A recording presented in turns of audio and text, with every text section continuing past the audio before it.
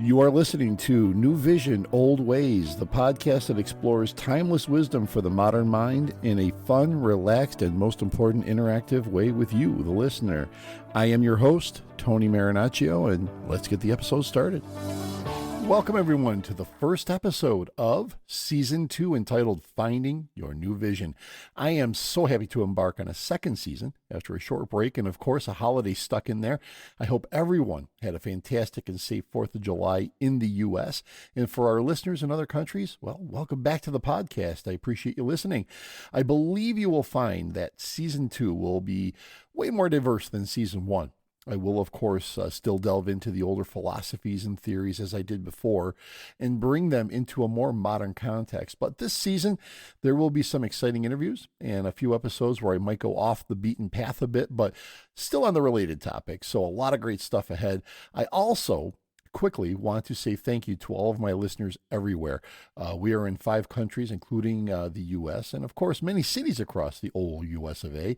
The latest country, though, to jump on board is Italy. And may I say to our Italian friends out there, I cannot wait to get back there and visit. It's an extraordinary country, and getting back there is certainly high priority for me. And if I'm lucky, I may even find a family member or two. Wouldn't that be cool? So grazie, Italia. Hopefully that will happen sooner than later. And it's fantastic that I get to embark on a second season of New Vision, Old Ways, because the first season was a dream come true. It took a while to get the podcast together, but once it started rolling, it took on a life of its own. And I cannot thank all of you enough for the love, support, and of course the listens.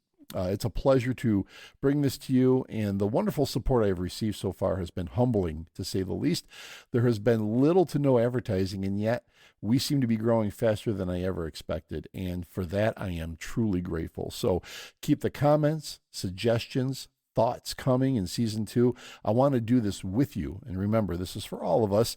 So with all that being said, let's get the episode started, Finding Your New Vision. Do you ever feel like you're stuck where you are, unable somehow to move forward? Does it seem that when you take 2 or 3 steps ahead, that somehow when you check where you're at, you seem to have fallen back 3? Are you trying desperately to get ahead, and yet you seem to be falling more and more behind? And it's frustrating. It's bothered you. As you look at this new year, you're determined, I'm not going to let that happen to me. And sometimes we get overwhelmed by these feelings. That feeling of being stuck, however, I would tell you today, is actually a very positive sign. Why? Because it means that you're truly beginning to desire to move yourself forward. That was a clip from Pastor Mark Evans. And that brief passage hits on exactly what I truly believe. When you have seemed to have hit that moment in life when you feel stuck, tired, frustrated, disenchanted with life, if you are truly willing, though, and you desire change, that's the moment when your inner voice is calling out to you and giving you the notice. Let's do something about this. But many don't heed that call, and they stay stuck in the mire. I know in my life, I have been a victim of my own thoughts, just like many of you have, and I have squashed or ignored my own dreams at times because I would feel like I'm being selfish if I put the time in and effort into what would specifically make me happy. I ended up living every day as if I didn't really exist. I was only here for everyone else, and my sense of self vanished. It took a long time for me to realize that I mattered too, and what I needed and desired in life was okay to strive for. Once I realized that, I began to find out who I am, what I believe in, what I need, what I desire and want out of life. There's nothing wrong with being there for people, especially the ones you love, but it's very easy to lose oneself. And once that happens, life passes you by and feelings of resentment begin to boil, causing depression and anxiety. And what you thought the world or the system wanted you to do was not what you wanted at all. Granted, we can be thrust into things that we cannot fully control, like this example from my own life. When I was entering my senior year of college, I was finally getting to a point where I thought things were kicking in for me. I had a major and a minor, no easy electives to pad my GPA. I was finally feeling for the first time like, hey, I think I got this. And I was on the road to making something of myself when one day I got a phone call saying my father was in the hospital and couldn't move his legs, essentially paralyzed. Didn't know that at the time, but that's what it was. In 1 minute, I was finally getting my life together. The next, I had to somehow deal with the fact that my father was now paralyzed. And so for the next 8 years, I took care of him myself. I could not bear to have him in a care facility, so I did it. I was my father's caregiver throughout my 20s. Talk about a circumstance I never saw coming. So believe me when I say, I know life can throw a curveball at you, and that curveball can be pretty tough. When something like that happens, the risk of losing yourself is at its peak. And I know I certainly did, causing the way for more pain and frustration in my life than I needed to have. It's a trap that can gobble you up if you let it. But I eventually fought through it, became successful at my job, all the while knowing that there was more out there for me. I have never lost that sense of dreaming, even in the most difficult circumstances. Don't ever lose your dreams or your faith. Faith in yourself is key to pushing forward. I know Thomas A. Monson, an American religious leader, once said, "To know oneself is the first step towards making progress." That short saying is so important here. Introspection, as we spoke about a number of times in season 1, looking inward, finding a peaceful moment alone, no social media, no media at all, phone off, truly looking inward is the start of it all. Looking inward can be difficult for many. It's easy to get stuck in the negative thinking, and depression and anxiety can be devastating and not allow us to see what is truly in our hearts and what it is we really want. Here's a clip from psychologist Nina Lavone talking about that very issue. When you have been imprisoned in your mind for long enough, you really start losing touch with reality. Everything just seems terrifying and overwhelming after a while. And we start to feel like a victim, or worse, we have no idea we are even engaging in this behavior. So we just continue on like this for years and years, thinking that it's normal or okay to be miserable all the time, or to be living in fear, or to be constantly waiting for the other shoe to drop. So, spoiler alert, while it is normal in the sense that this type of mind imprisonment affects just tons and tons of people, it is definitely not our natural state of being and certainly not healthy for us in any way, shape, or form. The good news is that we are the ones that locked ourselves in there in the first place, and we are the ones that can also set ourselves free. And yes, it can absolutely be done. The key to what she said there was that we are the ones that locked ourselves into that mindset, and we are the ones that can unlock our minds from the negative thoughts. And using any of the season 1 theories we discussed, like mindfulness, the Tao Te Ching, Stoicism, Transcendentalism, we can begin to be able to look inward and begin the process of realizing our hopes and dreams and what we want in life. It can be done, like she said, but you have to have the determination to do it. And why wouldn't you? What's more important than your life? We only get one shot at this, so nothing is more important than making your life better and more fulfilling. Once you have released that negative mindset, you are now ready to begin the process of building your new vision of what your life can and will be like. A process I like to use is called the should versus want exercise. I liken this to the Joe Barnes book, Escaping the System. The reason is what you should do can be pushed on you by your schooling, by an employer, by friends, by family, essentially the system telling you what your life should be like versus what your heart really wants. So list out everything you feel you should be doing in your life. Then list out everything you feel that you really want to do in your life.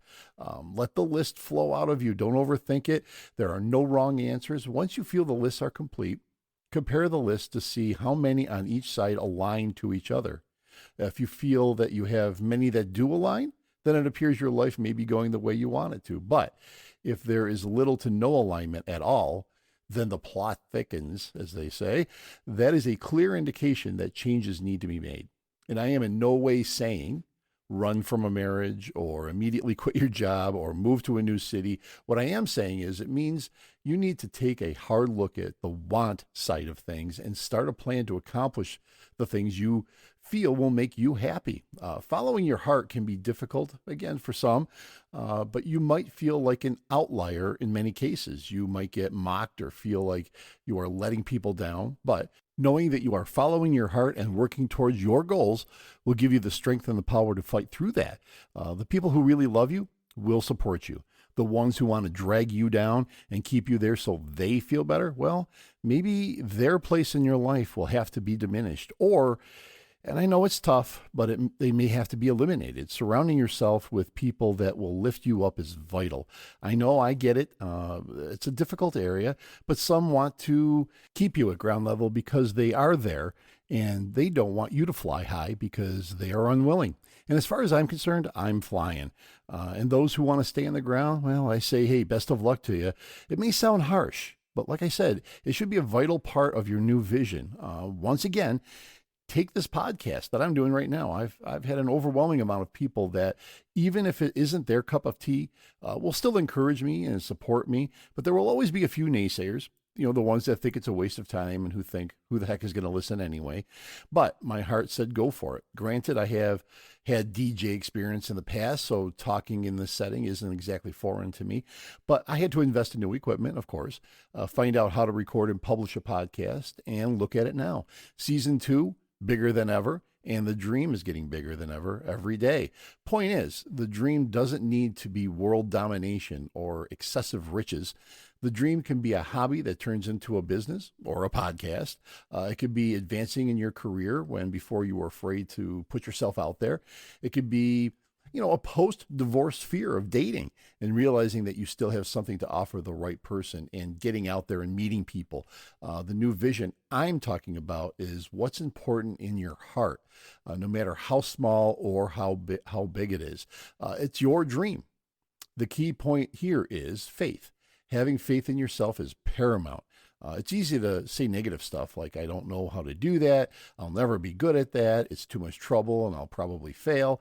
Well, I am here to tell you, failure can happen, but failure can be one of life's greatest teachers. And man, I can attest to that. My failures have stung a bit as they were happening. But in fact, I could safely say that life's greatest gifts can be disguised as nightmares. These nightmarish moments seem devastating at the time, but what is learned from them can give you the knowledge and strength to go down a path you never thought you would. In fact, embracing unconventional paths can lead to your greatest adventures. Consider an outlier like J.K. Rowling, who wrote Harry Potter.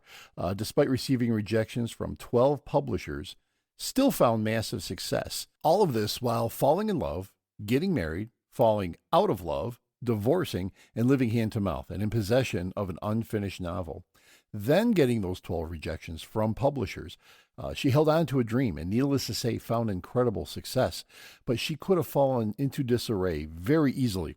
Faith in herself was the key. But faith alone isn't always enough. Being thoughtful, mindful of your present situation and your future goals has to be a big part of the actions you will take.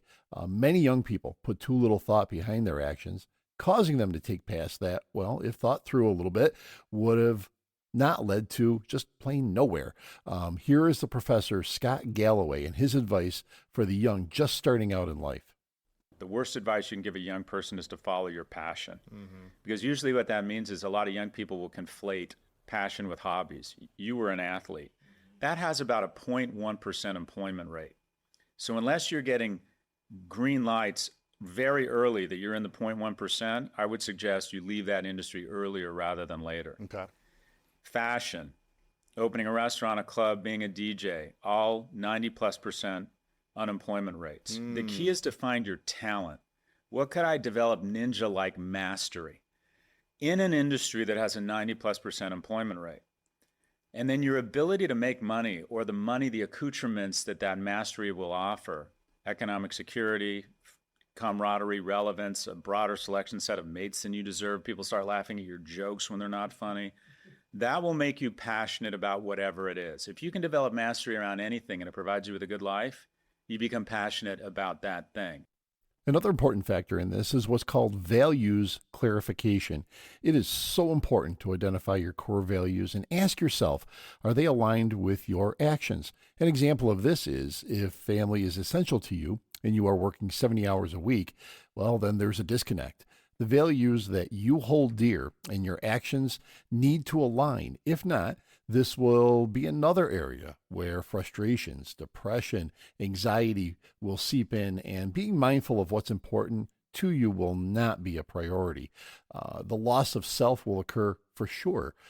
So remember, mindfulness practices such as meditation can help you connect with your inner self.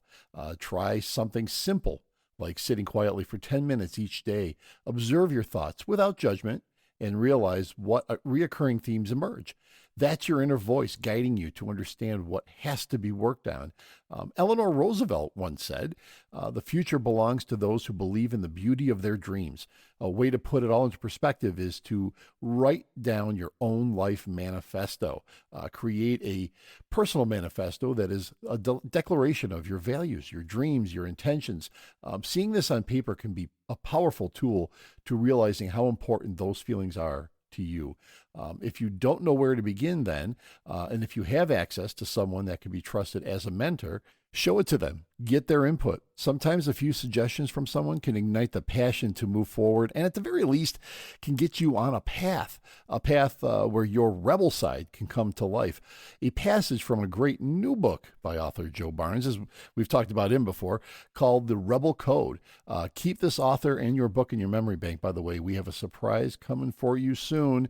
But the passage reads like this: rather than listening to society's voice, when making major life decisions, the rebel must heed the call of their inner voice. This is easy to define, yet hard to hear. It's your gut instinct, your consciousness, and what your heart is telling you to do. No matter how uncertain you may be about a decision, it will always be there. Its voice may be muted, drowned out by all other ones competing for your attention, but if you can develop a strong self-awareness, you'll be able to hear its call. He concludes this passage with saying that there's nothing wrong with listening to external sources and heeding the advice of others. Sometimes it will be wise to do. However, relying on them to the exclusion of your inner voice might cause you to overlook your life's purpose. So Joe Barnes does a great job pointing out a big issue. So many people need validation from others before they are willing to move forward, forgetting that what's in their heart is their validation. It's what's real. What others think may cause you to set aside your dreams based on other people's hangups. So life isn't static. Feel free to experiment with different paths. Like if you happen to be an accountant that likes to cook, take a cooking class. Who knows where that will lead? The idea is start somewhere. Some of the greatest things that have happened to me have happened because I took a path that I was originally not meant to be on, and I ended up in a direction that I really honestly never saw coming, but it led to something terrific. A mindful mind can bend, flex without breaking, allowing you to see things that you may have missed if you were a closed-minded and bogged down in details person. So life is exciting when you let it be. If you are lonely, but you never go out, well, don't complain that you are lonely. Find ways to get out and experience life in ways that interest you, and like-minded people will find you. Sometimes the less you seek, the more you find. Far too often, the greatest prison people live in is the fear of what other people think. We often find ourselves trapped in a societal mode with a predefined script that dictates our choices, aspirations, and even our dreams. But we can break free. We can become who we want to be using the techniques we have discussed in this episode and the previous season 1 episodes as well. So in season 2, I want to circle back to this idea of creating a new vision for yourself. I think so many of us struggle or have struggled with just getting started and getting the ball rolling. I see many people who have creative ideas about something they want to do, yet they never get past the starting point. They get bogged down with work, family, peer pressure to hang out, with social media, binge-watching programs, etc. And their dreams, well, they just float away. So I believe we are all here for a reason, a positive reason. Some, unfortunately, go down a dark path, but most people want to do good things. They want to live happier and more fulfilling lives. And in season 2, we will explore ways to do just that so you can find your new vision for your life. One way that to me has always been important is knowledge. Reading and gaining knowledge in many areas is another way to find out what you are really interested in. Here is Elon Musk on that very subject. But I'd encourage people to read a lot of books. Just read, basically try to ingest as much information as you can, and try to also just develop a good general knowledge. So you at least have like a rough lay of the land of the knowledge landscape. Try to learn a little bit about a lot of things, because you might not know what you're really interested in. How would you know what you're really interested in if you at least aren't like doing a peripheral exploration broadly of the knowledge landscape? David Goggins, an American runner, once said, "You are in danger of living a life so comfortable and soft that you will die without ever realizing your true potential."